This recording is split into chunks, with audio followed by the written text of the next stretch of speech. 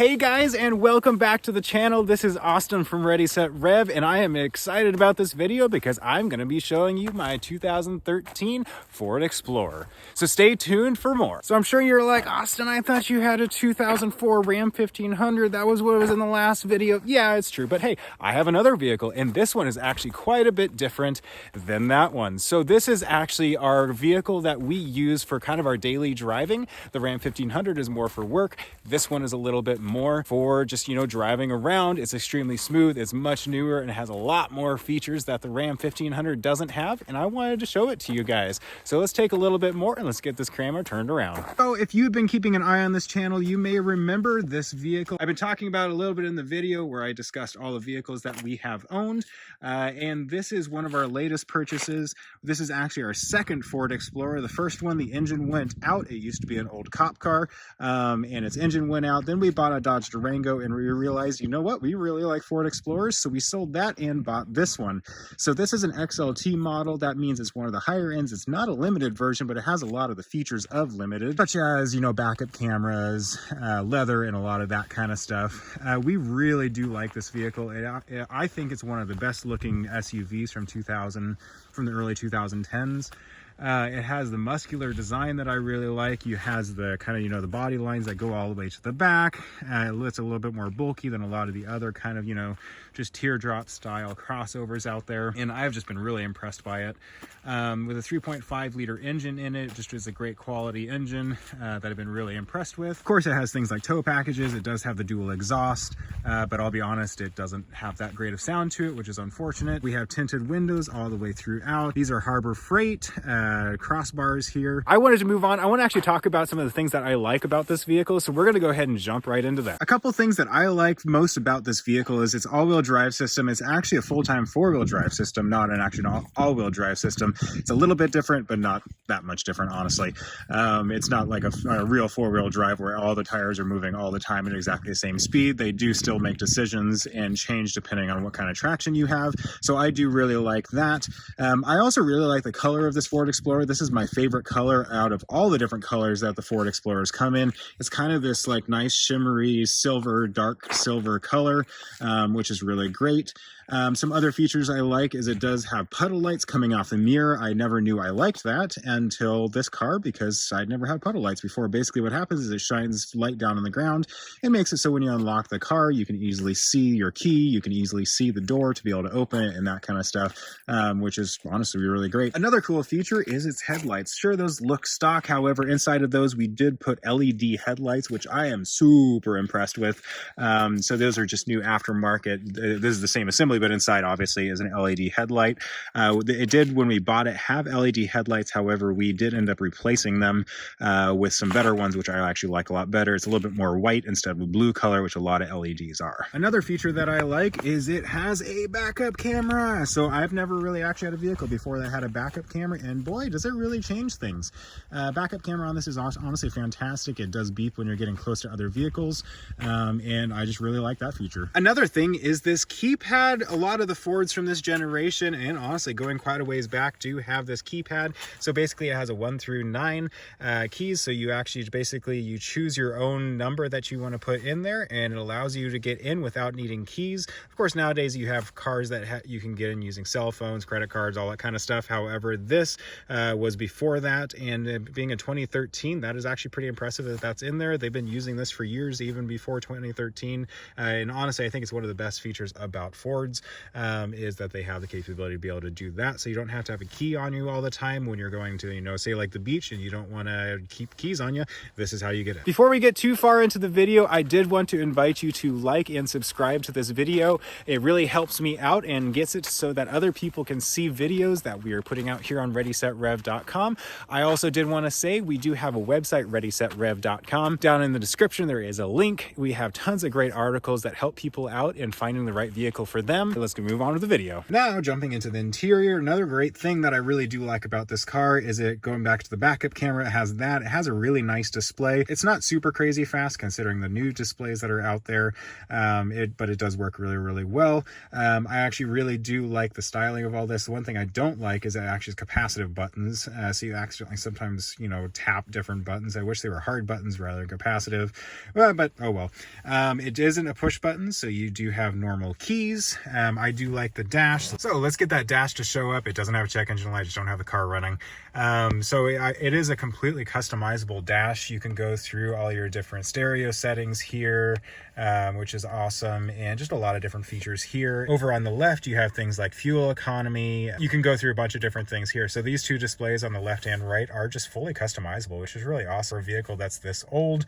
Nowadays, obviously, we have full digital displays. However, this is what it used to be. I also do just like all the chrome that's all throughout this vehicle. You can see it right here. It feels nice. It looks nice. Goes over onto the dash. It wraps around the stereo here, and then of course goes over to that door as well. It just, you know, kind of ties the interior together, and it looks really, really nice. I will also say these seats are incredibly comfortable. I do like them a lot. So it is leather, as you can see, all the way through the vehicle. Even the third row is leather, which is impressive. And all the seats are actually very, very comfortable. There's a lot of leg room in the back. They just work really, really well. So I am impressed by them. These are power seats, I believe, on this driver's seat, as well as the passenger seat is power. So you don't have to worry about manually changing it all. Now moving to the back seat, you can see, again, leather. It does actually have full Husky liners all the way through the vehicle. It has the rear and front. It came with the vehicle when we bought it, which I am super impressed with, and it works really, really well. Let's go ahead and get in. I have full leg room here. As you can see, there's plenty of leg room here. I am 6'1", so you definitely don't have to worry about that. Right here, you have climate control for the rear occupants. Of course, you can change your temperature, you can change the fan speed and where it's blowing. You actually are able to turn on and off at the front. So if you don't want the rear occupants to have that feature, you can actually turn it off up front, which is nice. And then of course, you have a cigarette lighter style plug-in right there, so you can plug a lot of different things in, like an inverter.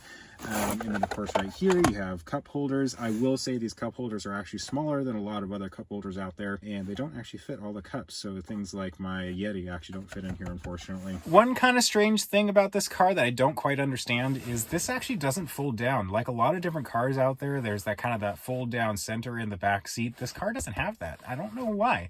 And I wish they did. Instead of having the cup holders down on the floor like I showed you already, I wish the cup holders were in there. Also, if you're somebody that's cross-shopping a Dodge Durango to this Ford Explorer, we used to have a Dodge Durango, then we bought this after already having a Ford Explorer before. And actually these vents up here are actually a lifesaver. So these up here, you can completely change these, and you can turn them around and change them to wherever you want them to be. The Dodge Durango actually doesn't have that back there, which is unfortunate, because when you have people in the back, they don't get much airflow from the front. There's literally no airflow in the back when it's a Dodge Durango, whereas the Ford Explorer has a full customizable. You can change this to wherever you want, and you can get airflow in the rear of the vehicle, which is really nice for when cold days you get heat, and in hot days you get cold. It's really, really great. And then of course here you can see up here, the second row occupants also have these vents that you can change around as much as you want. Now moving around to the rear of the vehicle, let's go ahead and open this up and show you what it looks like on the inside. We have a full rear liner. So these are actually really awesome. This actually, I said earlier, was a Husky liner. This is actually a Smart liner. I'd never heard that brand, but hey, it works really, really well. As you can see, underneath of there is our third row. It's not exactly the most spacious of third rows in the world. Let's be honest, no third row really is, unless you have a full-size SUV on a truck-based platform. But anyways, this is really great. You can see there for the third row, you do have cup holders on either side, and you have things like, I think this is actually storage compartment. Let's actually go ahead and open this up. Yep, storage compartment right there to be able to keep little things. That's a good place to keep things like, you know, like an air compressor and stuff like that. Over here, you do have a cigarette lighter style outlet, which is really nice to have. And then up there, you have, you know, just kind of a little storage compartment there. Anyway, so yeah, it's a pretty basic rear of the vehicle, but it is very usable. We like keeping dogs back here. They love being back here, and it's just really, really nice. So of course, just like my Ram 1500 before, nothing is perfect perfect. There are little things that are wrong with this Ford Explorer as well, and let's go through those really quick before we finish up the video. The first thing that is wrong is, just like most Ford Explorers that you see, they actually do have some oxidation right here. So behind here is actually steel, and of course, as you know, Ford vehicles around 2010 switched over to being aluminum panels, and because of that, they actually get oxidation, specifically on the hood. And as you can see, we actually were able to get a little bit of touch-up paint and touch that up, but it is still a little bit obvious, but not quite as obvious. Another thing is the windshield. This is cracked. We do need to get this replaced. We just have not quite yet. Hey guys, I realized as I was editing this video that there was one thing I forgot to mention about the windshield. We have gotten it quoted out, and it's around $800 to replace that windshield, which is just crazy. COVID really messed things up in the supply chain, and these windshields are just crazy expensive. It doesn't even have any special technology. But anyways, I thought I'd throw that in there and just kind of let you guys know that just due to the little things about this Ford Explorer, that is just an incredibly expensive windshield. Outside of that, there isn't a ton that I can complain about. There are little things like, you know, right here, this little door panel. I see this on pretty much all the Ford Explorers of this generation, is this panel actually kind of bends up. I think it's from heat over time.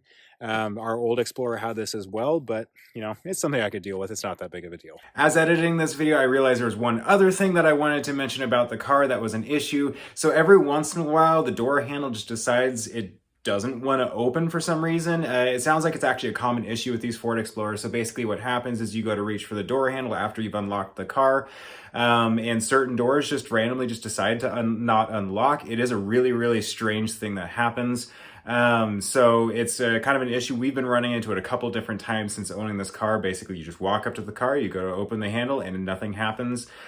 We don't totally know if it's an electrical issue or a mechanical problem. That is something we're looking into, but that is a problem with this Ford Explorer. So with that said, that is a quick tour of our 2013 Ford Explorer here on Ready, Set, Rev. I want to thank you guys for watching. If you are in the market for an SUV that has 3 rows, these Ford Explorers are honestly really good vehicles. They are very planted on the road. They're high quality, and I'm really impressed. And you can find these generally in between $10,000 and $15,000 in really good quality and good condition. If you are looking for a vehicle, just, you know, I'd be happy to answer any questions that you are looking for. Make sure to put any questions down in the comments, and I'd be happy to get back to you and see if I can help you out.